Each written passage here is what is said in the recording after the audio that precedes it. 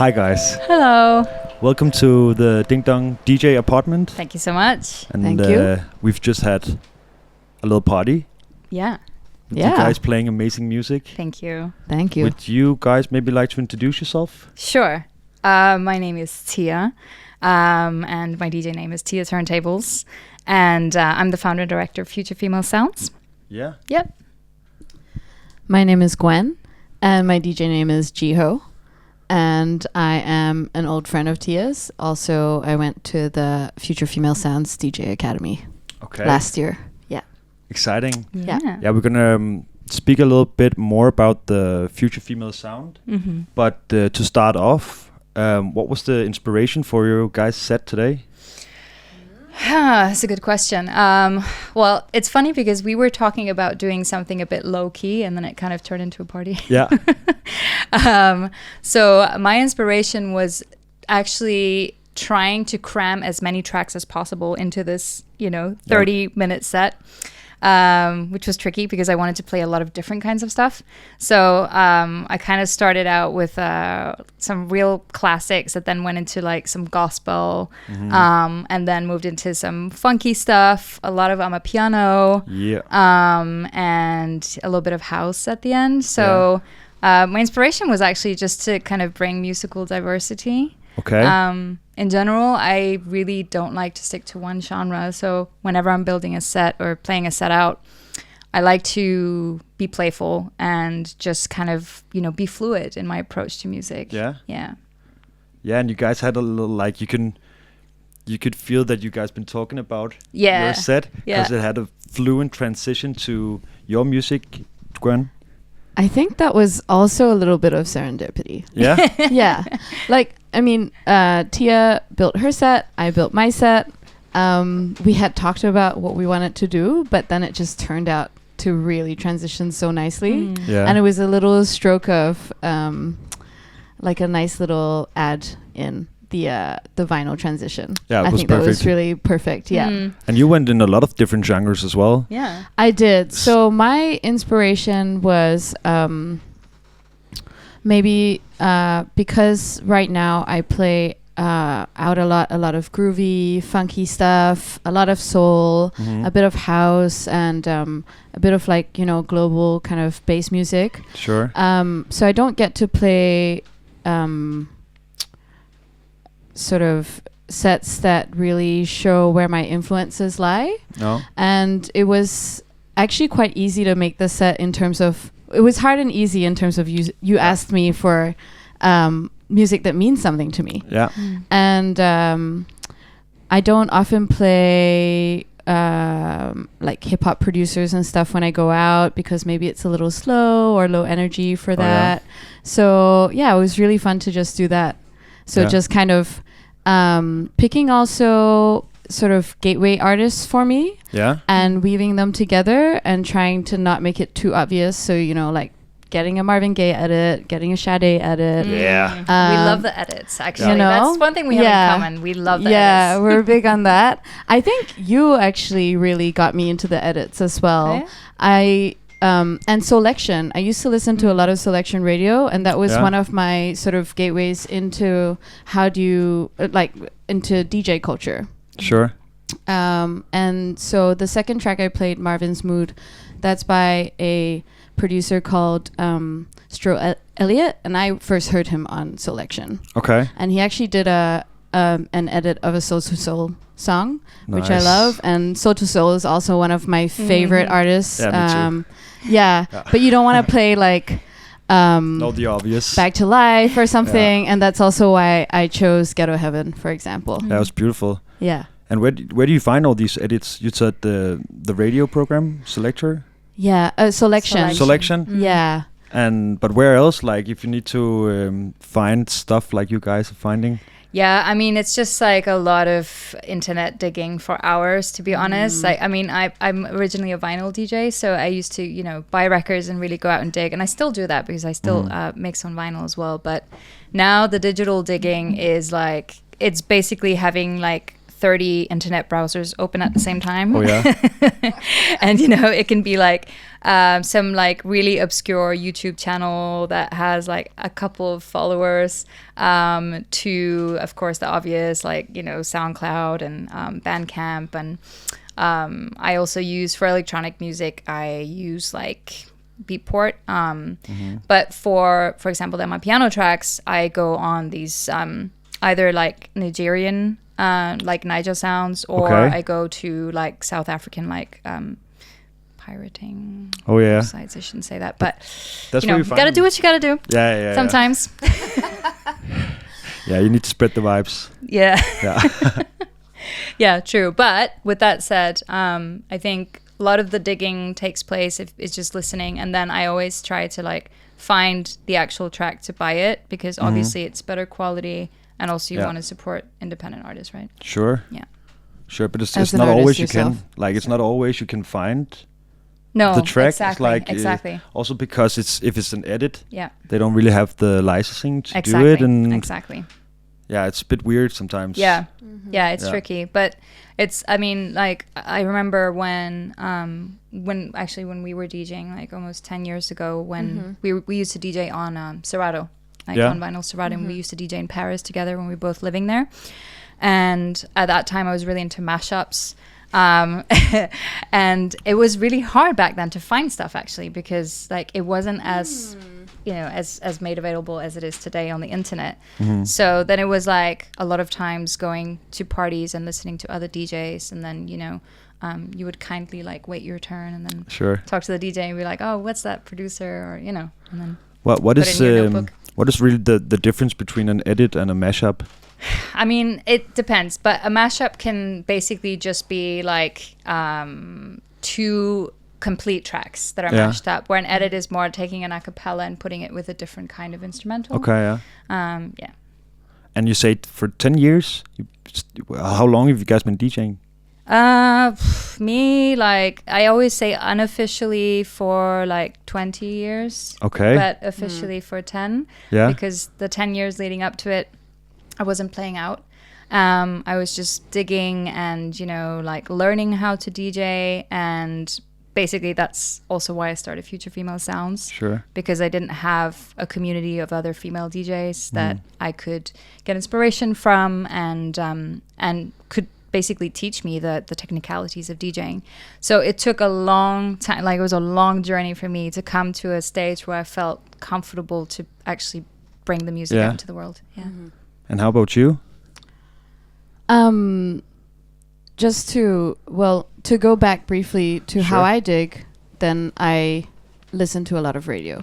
Actually, I listen to FIP, for example. Which one? FIP. It's a French public radio that's commercial free, and Wonderful. They go in between genres all the time, so you can have like a classical thing and a little indie track and a something. I love that. Yeah. I think I became more diligent as a digital digger during COVID when I was listening to a lot of radio. Okay. And a lot of Worldwide FM, for example, that kind of stuff. So the last track you heard by Dun Dun Dun, that I got from Worldwide. Okay. Yeah, but I've DJed since 2000, like, I don't know, must be like 10 years on and off. Okay. Really on and off. Actually more than that. So I started out working at a cocktail bar at the Barking Dog, which maybe you've been to. Sure. It's vinyl only. And when we started working there, the boss was like, okay, we're only going to play vinyl. And we only had his. And he only had like 20.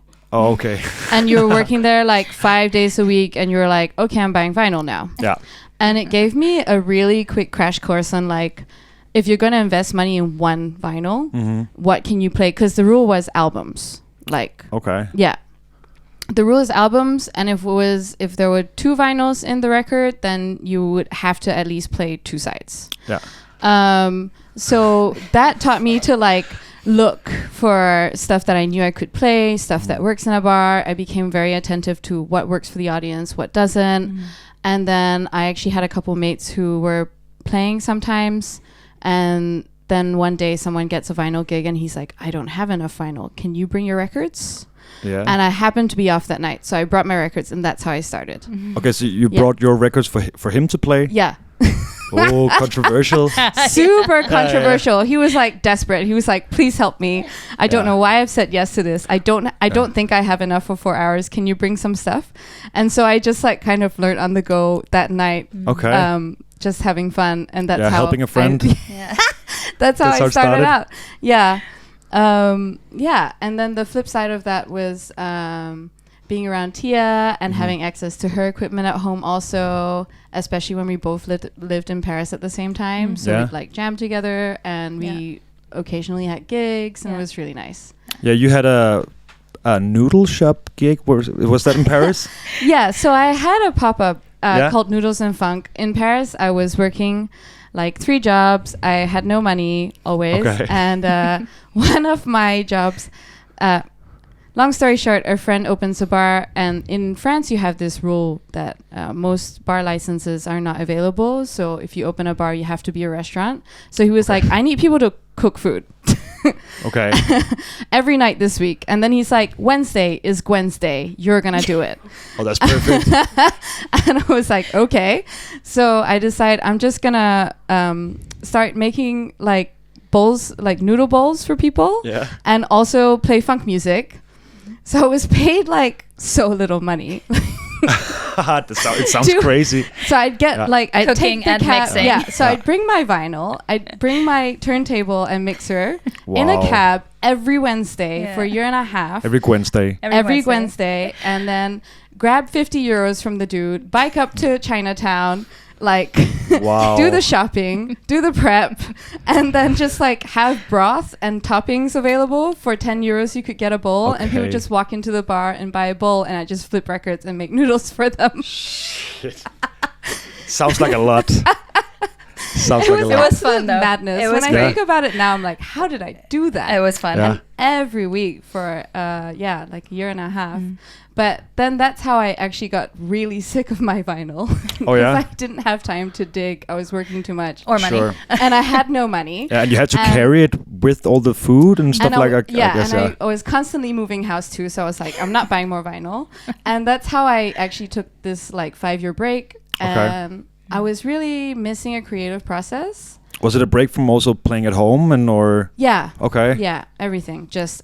Yeah. And then, like 5 or 6 years break. And one day Tia's just like, I know you want to do it. Like, just sign up for the apply for the academy and let's see. Okay. And then I got in, and that gave me all the tools I needed and also a lot of courage to kind of get over myself. You know, when you used to do something and then you haven't done it for ages, and then you're like, what if I suck? It was like that. Yeah, but you've been in the trenches. Like you've had your time behind the booth, like in the booth for a long time. Well, the thing is that as when you work in hospitality, restaurants and stuff, you're working every weekend. It's hard to get nights off. And it's always that artistic crisis of like, how do I make enough money to pursue, like to drop that and pursue what I want to do. Yeah. And actually studying, because I quit all of that during COVID, studying actually gave me the freedom to do that. Oh, yeah? Because I don't work weekends anymore. So that's been really awesome. So you had the breathing space to get into the sonics again? Yeah, financially, yes. Yeah, okay. Yeah, that's been really helpful. And when did you start your course at the Future Female Sounds? March last year. Yeah? I want to say February, March. 22. Yeah, 2022. But it's been going on since 2017 or something like that? Well, yeah. So we started out in 2017, and it basically started out as a really small kind of grassroots organic thing where I just put together a DJ workshop at a bar called Kimia. Okay. It doesn't exist anymore in Noble. Then we had 8 students show up for the first round. And then I think a week later, we had 100 people on the waiting list. Wow. So that's kind of when I realized, like, there's a demand. There's a demand for this. Yeah. And then we started regularly organizing DJ workshops there.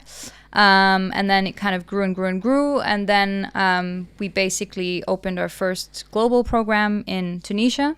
Yeah. So I flew over to Tunisia and started a DJ school there for women and gender expansive people.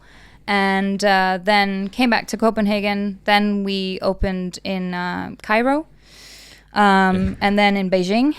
Wow. And then we opened in Paris, and Berlin. And so when all those programs had opened, then we started the actual DJ Academy in Copenhagen. Okay, wow. Yeah. And you were you just traveling around to all these places and setting it up? And exactly. But how do you do something like that? Like, do you know people in all these places? How do you just go and start something like that? Yeah, I mean, some of the programs kind of happened because I had been working in the Middle East for 5 years prior to that, doing DJ workshops in refugee camps, in Palestinian refugee camps. So I was working already for an organization and doing workshops, and so I'd made a lot of contacts in the music industry, a lot of artists. I also worked very closely with different foundations, like cultural foundations, and then I basically just started fundraising for the programs, found a good partner, and and then went to set it up. Wow. Yeah. You've really been on it. I've been busy. Yeah. Was it with Turning Tables? Yes, exactly. Yeah. It's crazy. Yeah. And now it's Future Female Sounds. Yeah, for 6 years now. For 6 years, and it's not only teaching women and gender fluid people to DJ, but also you have an agency and you have parties and you have like a lot of stuff. A lot of stuff. I mean, we have. So we're a community of over 8,000 DJs globally. Wow. And the community aspect is really important in our work because a lot of it has to do with connecting DJs, across borders and across genres, and kind of facilitating also a digital space where DJs can ask questions, like there's a lot of questions that especially emerging DJs have and they don't know where to get the answers. So we wanted to really create this like digital safer space where people can exchange and ask questions and also share bookings, So like you can have a DJ that's coming from like Mexico saying like, I'm going on tour, does anyone have something? And then the other way around, they help out other DJs. So the community aspect is a big part of it. And then we do the workshops, and then we have the global programs. And we do events, like we also do sort of more public events where we have different discussions about like music industry challenges. Okay, so it's not only like learning how to play, but also how to work and definitely how to navigate the industry. Okay, yeah, definitely, and also all the other stuff that you, as a DJ, have to do, right? Which is the promotion, which is the social media, which is the marketing, like all of that stuff as well is what we give tools basically for, especially emerging DJs. Okay. Yeah. That's crazy. Yeah. How did you experience that when you started? Did you just have the what you call, like, did you just you already knew how to DJ at that point? So was it the big thing for you to get more skills, or was it learning about the business end of things? Well, the school served me in multiple ways. One is that I only had experience as a vinyl DJ and a little bit of Serato, but not that much experience. So I learned from scratch how to mix digitally. Also because it'd been so long since I was doing it regularly. So I did kind of feel like I was like, I remember that, but and also, when you're self-taught or when friends teach you, it's really nice to get an expert and have mentors around you who are like really good and know how to do it and know how to best show you. So best practices in all forms, including technique. But handling simple things like economy or marketing and stuff like that. I mean, I think that we have a lot of access to information on the internet, on social media and stuff. Sure. But it's very different for me at least, to be in a space where everyone's there to learn. So I may have known like, oh, this is how you do marketing, or you have to post once a week or whatever. But it's very different to get in a class setting and be there for a purpose. Yeah, and be a student instead of just hanging around other DJs trying to get a spot. Yeah, and, you know, also sort of being given the knowledge that you need without having to think of the right question to ask, if that makes sense. Sure. Because there are many things that one would not think of asking. Yeah. Even if you have the friends who have the answers, you know. Yeah. For them, maybe it's just like natural. They've been doing it for years, and for you, you're like, how about it? Well, okay, or you know. Yeah. So that was helpful, and for me, especially community aspect. Yeah. Because I think we all know the problem of like creatives who want to hang out and let's jam. And I've got 100 people I'm supposed to jam with in the next year, and that's not happening. Yeah. So the academy was really like, it's like a play date as well. It was really nice that you had a specific 2 days a week and you showed up and everyone brings their tracks and you work on your stuff and we're all there for the same purpose. So I'm not trying to chase a friend who's busy with his own life or their own stuff, you know? So that's really like, that was a big part of it. And also I think what's really nice that's come out of it is that a lot of the DJs that got to know each other there, you now play in the same lineups, for example. You get booked for the same gigs, you know? So you have like this group of people out there that you know and that you're cool with, you know? And that's really important, I think. It's been really empowering to be part of the Future Female Sounds community in that sense, as opposed to just being like a solo person trying to figure things out. Even though Copenhagen is small and we know a lot of people know each other, you still need someone to open doors for you sometimes, and that's where FFS really is helpful. Like it can be a lonely business being a DJ by yourself like that when you don't have the community that you've created. But it's inspiring.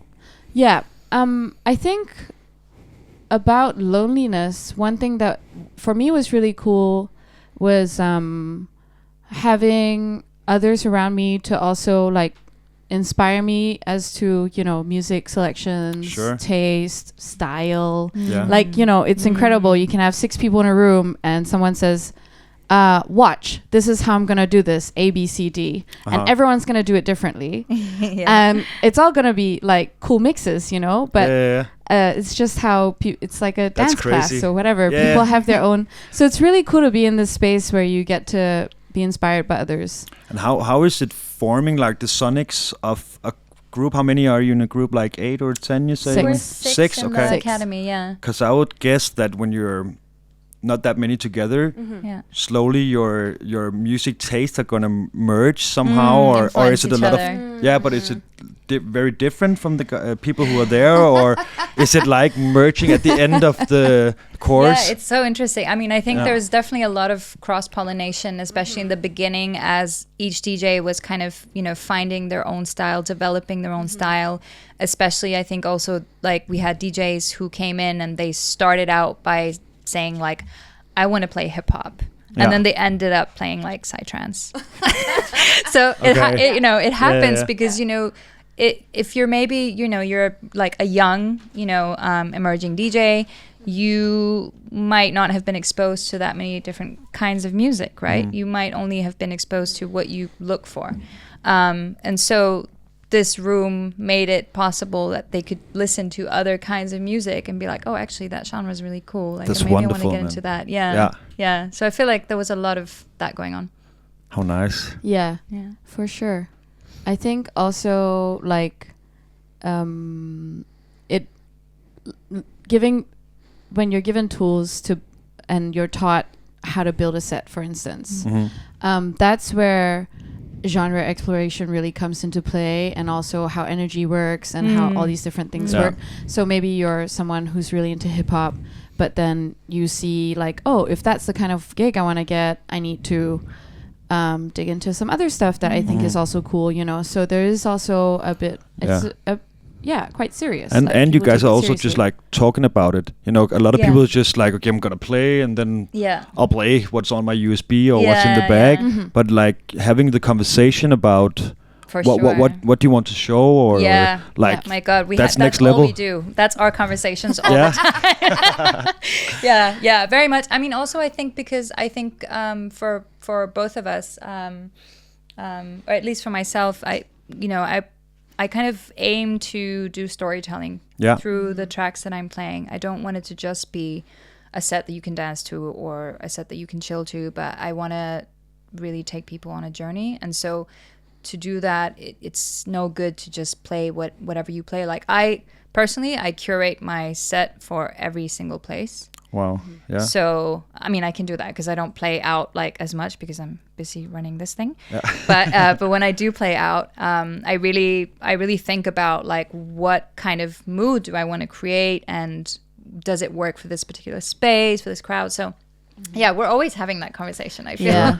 I think we're both quite diligent that way. Yeah. I'm also like, sometimes I curate every set I play. Wow. Yeah. And what is a song or a track that's always in the set? Is there tracks that like you always bring? It's always in the record bag, always on the USB, always getting like a spot in the playlist? Yeah. Wow. That's a good question.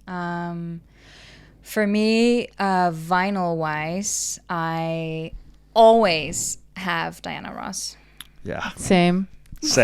Yeah, and usually, we both own it, actually. Yeah, a lot of times when we're out and we play together, we're like, oh, you brought it too. All right then. Of course. Yeah.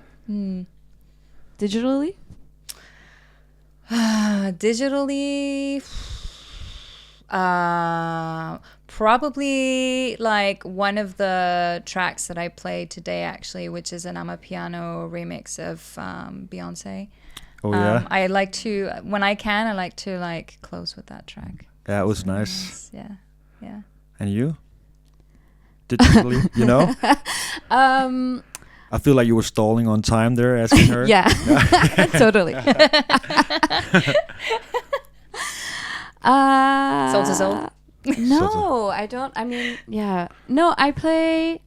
Actually, one of my favorite singers is Omar, this soul funk pioneer from the UK, and I love the tracks he plays on. So I almost always have a house track with Omar's vocals on it. Yeah, I think that'd be like a go-to more or less. Yeah. Yeah, great choices, guys. Maybe you could tell me also, who do you listen to DJ-wise, the people who are not in Future Female Sounds, but who do you listen to locally and abroad? Like, is there any DJs you're feeling inspired by or want to see or want to listen to? Yeah, I mean, honestly, I like listen to a lot of DJ sets, even just when I'm working. Yeah. I think, in Copenhagen, wow. Is it in Copenhagen? I have to, yeah. I actually, when was the last time that I was out and I was really like inspired by a set? When was the last time I was out? That's also a good question. That's a bigger question. Okay, I have to think about the Copenhagen one actually. Internationally, I mean, yeah, I've kind of been having this Amapiano thing for a couple of years now. So Uncle Waffles is like definitely one of my favorites. I'm especially inspired by how she utilizes the stage. Like, she's a performer. Nice. She's not just a DJ. Yeah, sure. But she's an amazing performer, and I love that. I love to see someone who just has this like crazy energy on stage and confidence and makes, really well at the same time. So she's a major inspiration for me. Over to you while I think of my Copenhagen DJ. You said, can you say the question again? Who is it that we want to see? Who inspires you DJ-wise, like locally and abroad? Is there anybody who... so locally... Where you steal all your music from? No, no, but like... actually, I feel like I am really inspired by people like Ash. Yeah? Yeah, who you've already had on the show. Yeah, this guy? Yeah, so I think I really like seeing Ash play. I have a friend of mine, Mira Campau. Yeah, I wow. always love her sets. She's so soulful. Yeah. And she has that West Coast vibe that I really love. So locally, I think those are an easy two.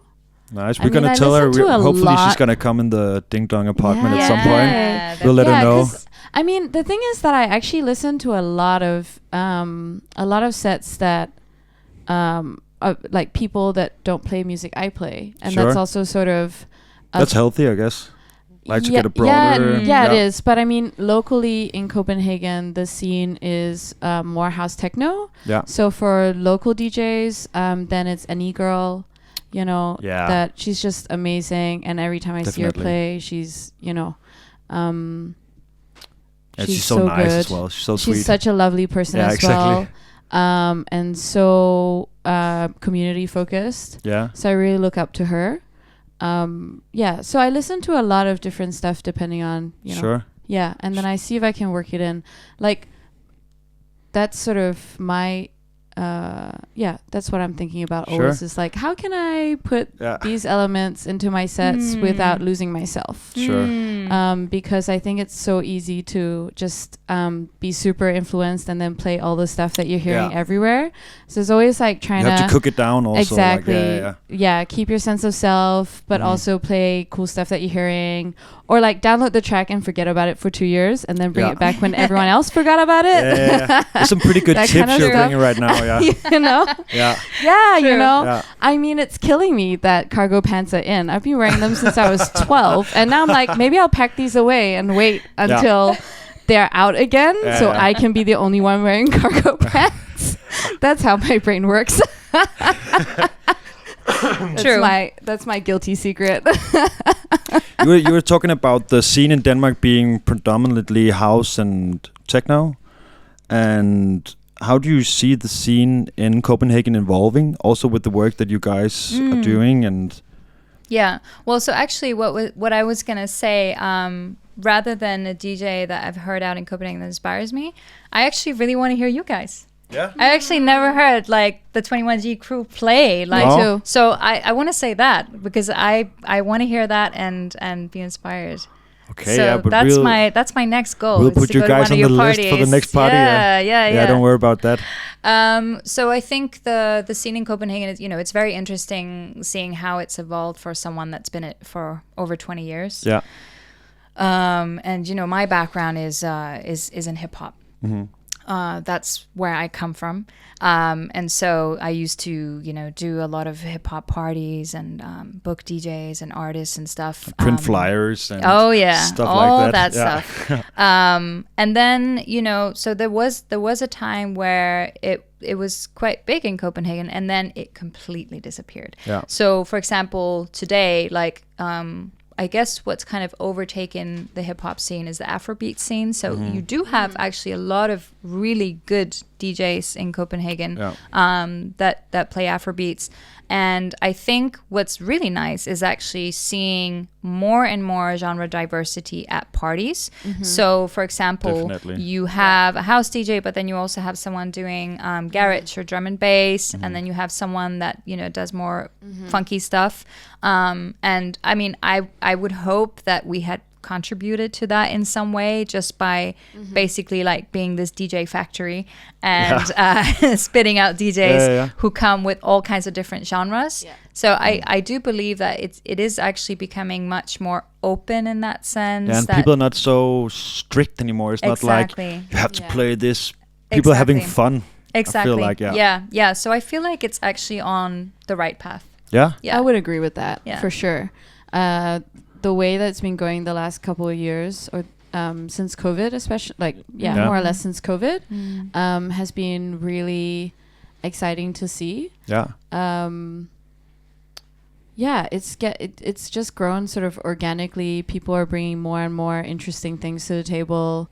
I see that people are organizing more community focused. So that's really cool. And also, vinyl's back. Yeah. Vinyl's back, which Yeah. is like my 10 years ago dream, because when I remembered when I moved back from Paris, I was like, where am I gonna play? There's no one with decks. Like, Yeah. no Now it's one. everywhere. Now it's everywhere. Yeah. So that's cool, you know. And we Yeah. see like I'm seeing friends who play hip hop, soul funk.